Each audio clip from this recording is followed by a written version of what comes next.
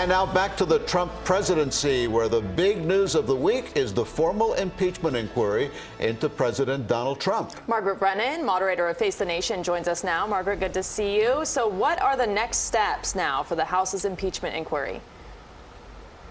Well, this is a process that we are just beginning. We know that Congress is scheduled to go on a 2-week fall recess, but the House Intelligence Committee, which is where the investigation is being led from at this point, will continue working through that recess. They've already got 5 depositions scheduled with State Department officials who've been involved in and around Ukraine and have had contact in one way or the other with the project that Rudy Giuliani, the president's personal attorney, has been working on. Remember, Giuliani, who will be a guest of ours this Sunday on Face the Nation, is the person publicly leading the charge, calling on Ukraine to share political dirt on Joe Biden and his son.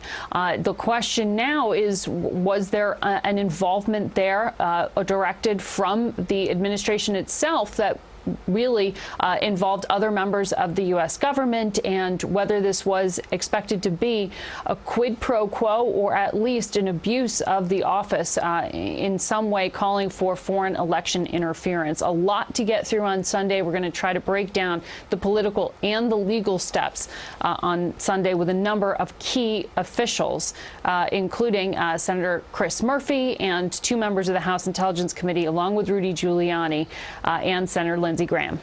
Margaret, the phone call that plays such a big role in this, explain the significance of the president talking to Ukraine's president about Joe Biden and his son Hunter.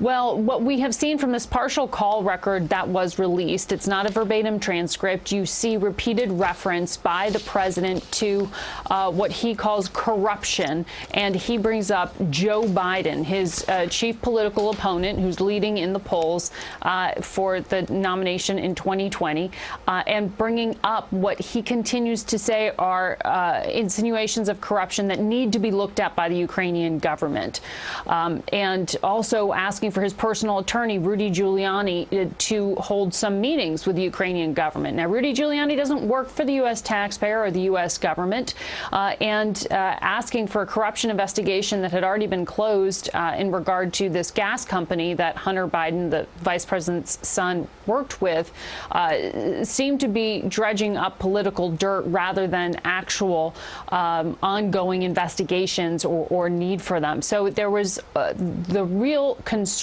among many national security officials. 300 of them came out with a letter saying this is abuse of the office, and this was a group of Republicans and Democrats in the past 24 hours.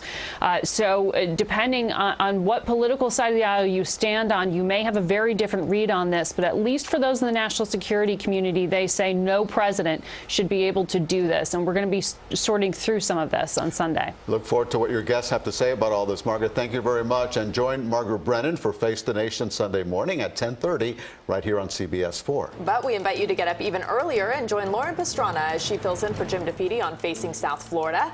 Superintendent Alberto Carvalho joins Lauren to talk about the growing vaping health crisis. That's Sunday morning at 8:30, only right here on CBS 4.